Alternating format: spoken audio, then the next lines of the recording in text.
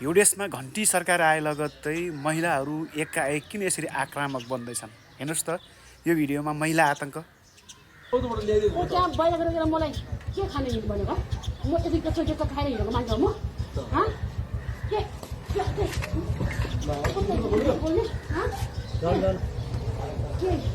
खाने हिँडेको मलाई? मैले ल्याइदिएँ होइन, अनि उहाँले मलाई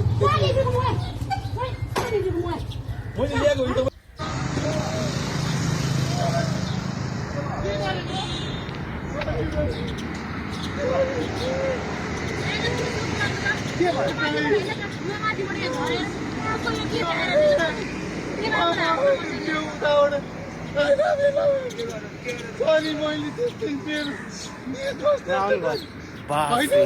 यसरी त एउटा पुरुषले पनि कुद्दैन यार, कति नमजाले कुदेको। अब महिला पीडित हुँदा उनीहरूलाई न्याय दिलाउने निकायहरू थुप्रै छ, तर पुरुष पीडित भइरहेछ यहाँ। अब यो पुरुषको लागि कहाँ जानुपर्ने हो? यो पुरुषहरूलाई कसले दिएला न्याय?